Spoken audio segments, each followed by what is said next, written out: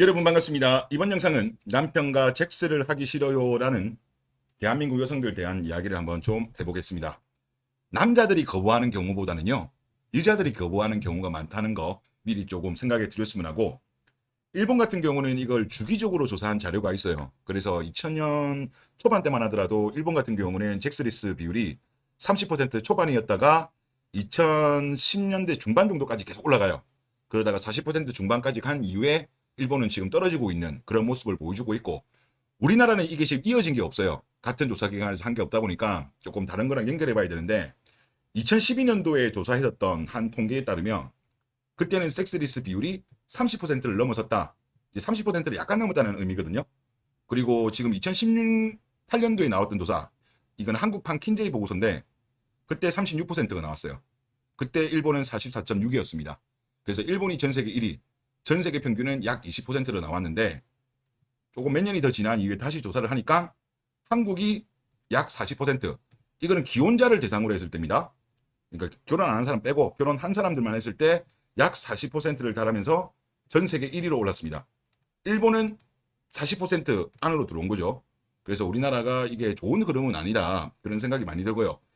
그리고 이게 왜 발생하는가에 대해서 제가 뭐 다른 이유도 있겠습니다만, 일단 제일 큰 이유는 사랑보다는 조건을 중시하는 결혼 풍조 문화가 가장 큰 영향을 미친 것이 아닌가, 그런 생각이 들어요. 일본 같은 경우도 2000년 초반부터 계속 올라가거든요.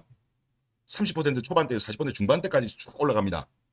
그게 이제 일본 같은 경우도 그때 당시 일본 여성들이 조건을 많이 따졌던 시기와 겹치거든요. 그리고 물론 이 부분도 있겠습니다만 다른 어떤 사회적인 요인도 있을 거라고 봐요. 이거는 이제 미국에서 조사를 했던 건데, 이제 미국의 사회학자이자 작가인 웬즈데이 마틴이라는 사람은 이런 주장을 합니다. 여성이 사회 활동이 늘면서 기혼 여성의 불륜도 늘어나고 있다. 그리고 성생활 결핍도, 자, 이 성생활 결핍이라는 게 잭스리스를 말하는 거죠. 이거는 바람 피우는 여성이 증가하는데 한몫을 했다. 그리고 마틴은 바람 피우는 기혼 여성이 급증한 것은 1990년대부터라고 이렇게 책에서 밝혔고요. 그리고 미국의 미주리 주립대학교 사회학과 엘리사 워커 조교수도 자기의 욕망을 우선시하는 여성이 늘고, 뭐 가정이라든가 뭐 가족, 남편 이런 것보다 개인의 욕망, 이거는 개인주의가 아니죠. 이기주의죠, 이기주의. 이기적인 여성들이 늘어나고 있다는 뜻이고, 소셜미디어를 통해 다른 남성과 만나기가 쉬워졌다는 점도 여성의 외도에 크게 한몫을 하고 있다.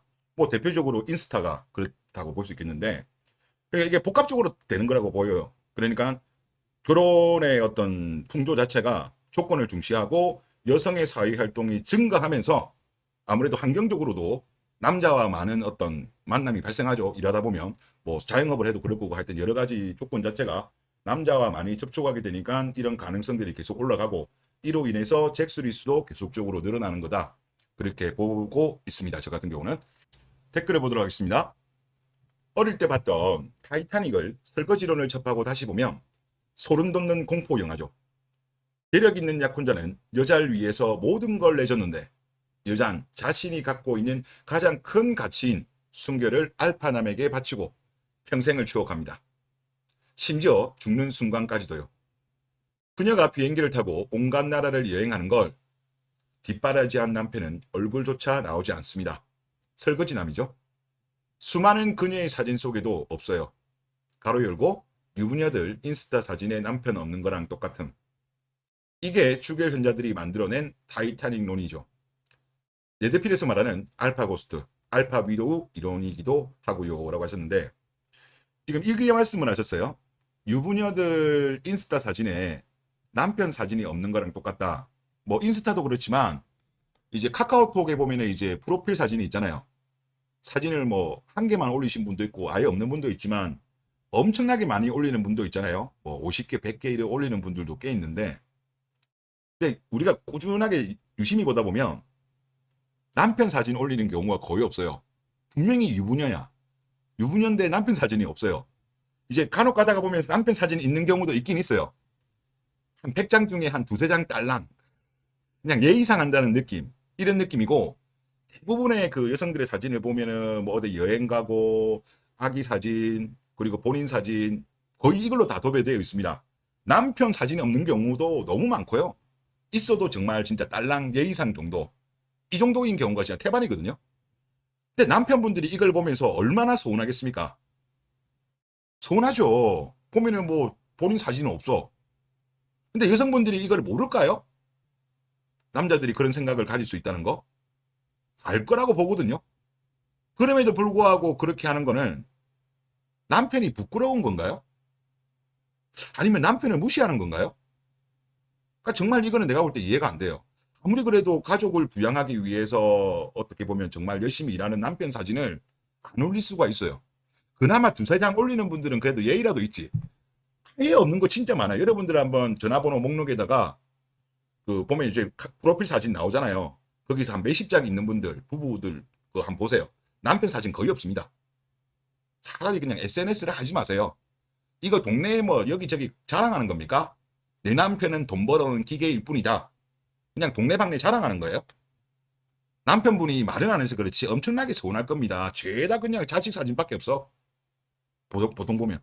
하여튼 정말 이건 아니다. 차라리 그냥 SNS를 하지 마세요. 그냥 프로필 사진 없애든가. 남편분들 얼마나 속이 빠지겠습니까? 다음 댓글을 보겠습니다. 처음 10년 경험상 젊은 여직원 반 정도가 사회적 지능이 떨어지거나 극단적 이기주의자에서 조직에 피해를 주는 것 같았습니다. 팀원 채용 시 기피하게 되었습니다. 라고 하셨는데, 인사 담당자이시거나 뭐 회사 대표이신 것 같은데, 물론 과거에도 남자보다 여자가 좀 일을 못하긴 했는데, 지금은 이제 그걸 떠나서 어떤 사회성 자체도 많이 떨어져요. 이게 젠더 갈등도 좀 있는 것 같고, 또 이 극단적 이기주의, 이게 지금 현재 여성들한테 더 심하게 나타나는 것 같습니다. 그로 인해서 그게 말씀하신 대로 조직이라든가 기업에게도 영향을 주는 것 같고, 제가 앞에 영상에도 다른 분 사연을 올려드린 것처럼 그분 같은 경우는 매출이 30%까지 줄었대요. 그리고 요직원을 다 이제 정리하고 나서 오히려 정상화가 됐다, 이런 말을 하는 것처럼 관련성이 저는 있다고 봅니다. 이거는 PD수첩에서 현 대기업 인사 담당자 촬영 당시입니다. 그때 당시 인사 담당자랑 이제 인터뷰를 했을 때 이런 이야기를 했습니다. 면접을 보면 여자애들이 훨씬 말을 잘하고 준비도 잘 돼 있어요. 문제는 딱 뽑아놓고 보면 그때부터 여성성이 확 드러나죠. 여성성. 여기서 말하는 여성성. 해줘. 그냥 칼퇴하고 어려운 일 안 하고 어려운 일은 남자한테 미루고, 그런 여성성. 좋은 의미의 여성성이 아니죠. 나쁜 의미의 여성성을 확 드러낸다. 그러니까 지금 이런 게 계속적으로 누적이 되고 있는 거예요. 그래서 기업 같은 경우도 아까도 제가 다른 자료 보여드렸지만 사람인에서 나온 자료 2022년도 같은 경우도 보면 기업들은 남자를 더 채용하고 싶어 한다라고 그렇게 이야기를 하지 않습니까? 그리고 또 그 관련된 것도 자료가 아까 거기 여론조사, 그러니까 기업 담당자한테 물어봤던 여론조사에 또 나오는 게 있는데, 기업 채용 담당자 점수가 낮아도 남자라서 합격시킨 적이 있다, 이런 이야기를 합니다. 왜 그렇습니까? 이것도 앞에 거랑 일맥상통하죠. 면접을 보면 여자들이 점수가 좋은데 막상 일 시키면 실전에 투입하면 남자가 더 나은 경우가 많은 거예요. 그러니까 지금 이게 다 일맥상통하는 거 아니겠습니까?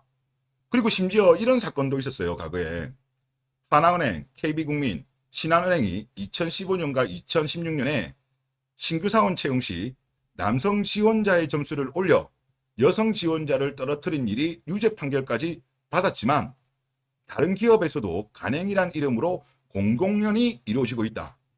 이게 꼭 나쁜 것처럼 이야기해요, 언론들은. 특히 언론들 같은 경우 여성들이 지금 많이 장악해서 그런지 모르겠지만, 간행? 이게 되게 부정적인 의미지 않습니까? 그리고 채용에 대해서 성차별? 아니 그게 아니고 여자보다 남자가 일을 잘하니까 기업 입장에서는 경영의 효율성을 위해서, 매출을 위해서, 주주를 위해서 당연히 남자를 우선적으로 채용하는 게 현명한 선택이죠. 이거는 차별이 아니에요. 이거는 차이예요. 여성들 중에서도 정말 일을 열심히 하고 잘하면 기업에서도 좋아합니다. 중간에 예를 들어서 뭐 출산휴가 갔다 오더라도 그런 여성들은 꼭 회사에서 빨리 오라고, 꼭 딴 회사 가지 말고 우리 회사에서 꼭 돌아오라고 합니다. 꼭 어중간한 애들이 보면은 막 격려 단절이고 뭐 독박육아고 이런 이야기 하는 거지, 정말 일 열심히 하는 분들은 그런 이야기 안 해요. 그리고 이거 간행은요 나쁜 게 아니에요. 기업 입장에서는 합리적인 선택을 하는 건데 이것에 대해서 계속적으로 여성 세력들, 언론들이 이것은 나쁘다, 나쁘다, 나쁘다 프레이밍을 하는 거예요. 프레이밍을. 나쁜 프레임을 하는 거고 이런 거는 들을 필요 없어요. 다음 댓글 보겠습니다. 우리나라 여자들은 끊임없이 과거 자기와 만났던 남자랑 잠자리뿐만 아니라 모든 면에서 비교합니다.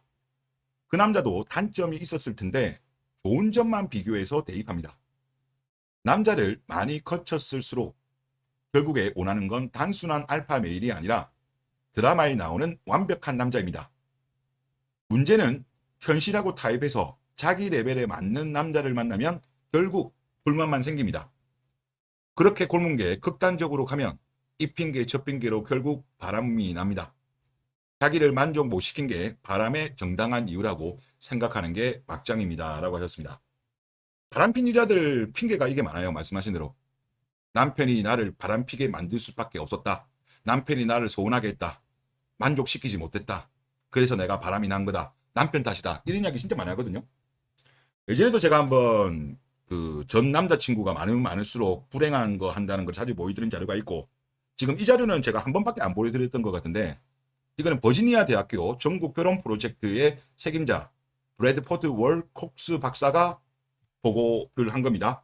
연구 결과가 나왔는데, 과거 진지한 연애를 여러 번 한 경험이 있는 여성이 이혼 가능성이 높고 결혼 생활의 질을 떨어뜨린다는 것이다. 이렇게 이야기합니다. 그리고 가로 열고 보면 과거 진지한 연애 경험이 많다는 것은 곧 심각한 이별을 여러 번 경험했다는 것이고, 무의식 중에 현재의 상대를 과거 상대와 비교할 수 있기 때문이다. 이렇게 나옵니다. 요거 말고도 제가 여러 개 보여드렸는데 과거는 적을수록 좋아요, 여성들. 근데 우리나라 여성들이 보통 이제 일단 여성들의 답변에 의하면 30에서 34살 정도 나오는 여성들이 보통 연애를 몇 번 했냐 했을 때 통계로 나왔을 때는 평균 5.5가 나와요. 그러니까 적게 한 분도 있을 거고 많이 한 분들은 뭐 10번 이상 넘어가는 분들도 꽤 많다는 거죠. 평균이 5.5가 나왔다는 거는. 중위값도 아마 제가 볼 때는 한 5 정도로 나올 것 같아요. 그래서 결혼이 늦어지다 보니까 이전에 어떤 남자친구들이 많은 거죠. 안타까운 현실입니다. 그리고 다음 댓글 한번 보겠습니다. 연애 경험 평균 5명일지는 몰라도 잠자리 파트너의 수는 최하 50명은 되지 않을까요? 여시에 올라온 경험담들을 보니 어질어질하던데 24살에 벌써 원나잇만 300명 돌파했다고 자랑인 듯 올리니 원나잇 10년차, 원나잇 8년차들 우후죽순이 나와서 중간에 카운터 그만뒀다는 년부터 2년 전에 원나잇은 졸업을 하고 퐁퐁이 안 하므로 공들이는 중이라는 년까지 아주 다양하게 나오던데요. 라고 하셨습니다. 보통 이제 이런 설문조사에서의 연애 경험 같은 경우는 원나잇 한 거는 아마 포함 안 시켰을 거예요. 여성분들의 이야기를 봐도 원나잇을 연애했다라고 생각은 안 하니까, 말씀하신 대로 요즘은 원나잇 같은 게 상당히 많아졌죠. 뭐 안 하는 여성들은 아예 안 하는데 많이 하는 여성들은 정말 많이 하잖아요. 그러다 보니까 아마 많이 한 여성들 같은 경우는 말씀하신 대로 엄청난 남자와 잠자리를 가졌을 가능성이 높지 않겠냐, 그런 생각이 듭니다. 그래서 남자들이 이걸 확인할 수가 없잖아요. 보통 이제 뭐 어렸을 때부터 만났으면 교류 있던 사이였으면 그나마라도 감이라도 잡는데, 요즘은 이제 30 넘어서 이제 어떤 여성을 만나니까 그 여성의 과거에 대해서는 전혀 몰라. 얼마나 문란한 여성이었는지, 얼마나 많은 남자를 만났었는지 이런 걸 알 수가 없으니까 남자 입장에서는 정말 리스크가 너무 큰 거예요. 다음 댓글을 읽어보겠습니다. 이분 사연은 지금 어떤 아버님들의 변화를 우리가 알 수 있는 그런 것 같아서 한번 읽어보도록 하겠습니다. 30대 중반, 영어 1어가 가능한 평범한 흔남입니다. 그리고 일단 육각남은 아니어서 결정사를 알아보니 최소 300이길래 포기를 하고 앱을 깔아서 믿지야 본전으로 시도할 예정입니다. 안 되면 많은 거죠. 지난 5년 동안 세금이 많이 올라서 종소세, 종부세, 토지세 등 기타 세금 전부 최소 몇 년에 15에서 20%씩 올라서 빡이 칩니다. 저것 때문에 집 증여를 받으려고 알아보니 최소 6에서 7억, 안전빵으로 10억 정도의 추가 현금이 필요해서 여태껏 치워주셨으니 집 팔아서 남은 노후 편하게 사시라고 해도 부모님한테 이런 이야기를 했다는 거죠. 닥치고 결혼해라. 뒤지기 전에. 라고 하셔서 몇 번 싸우다가 포기했습니다. 얼마 전 술 한잔을 하면서 아버님이랑 한 것 같습니다. 미국에서 대학 졸업을 했었던 당시 10년 전과는 BTS 때문에 분위기가 전혀 달라져서 한국어를 공부하고 한국 유학까지 오는 외국 유자들도 많다고, 만약 제가 외국인 여자친구를 데리고 와서 결혼한다고 하면 어떻게 하시겠습니까? 라고 물으니 아버님의 답변은 너만 좋으면 오케이, 이렇게 이야기하셨답니다. 가능하면 한국어 때문에 한국 여자가 좋지만 한국어가 된다면 괜찮다라고 하셔서 굉장히 놀랐던 기억이 있습니다. 물론 아버지께서 사기 캐릭터이기 때문에 영어는 원어민급으로 하시지만 문화적 차이와 일가 친척분들과의 소통 때문에 불과 몇 개월 전만 해도 한국 여자만 고집하셨습니다. 추후 여쭤보니 주위에 친한 회장님들, 회사 사람들과 이야기를 해보시고 마음을 바꾸셨다고 했습니다. 가로 열고 아들 가지신 분들이 저랑 비슷한 나이 또래인데, 그러니까 이 회장님이라든가 회사 사람들 주변에 있는 분들의 아들이란 거죠. 그 아들들의 생각이 결혼 생각이 없거나 연애와 소개팅을 안 하고 국제 결혼 생각이 있는 것 같습니다. 지금 이게 엄청난 변화예요. 지금 제 영상도 보더라도 확실히 요즘 보면 아들 가진 아버님들이 많이 은근히 들어오셔요. 아들 가진 아버님들 입장도 보면 요즘 젊은 여자들 보면 마음에 안 들거든요. 지금 이제 나이대에 있는 아버님들은 아무래도 아직까지는 가부장제적인 생각을 많이 가지고 계신 분인데, 지금 젊은 여성들하고는 이게 너무 갭이 큰 거야. 그리고 내 아들이 보면 행복한 결혼 생활을 할 수 있겠다는 보장이 안 되는 거야.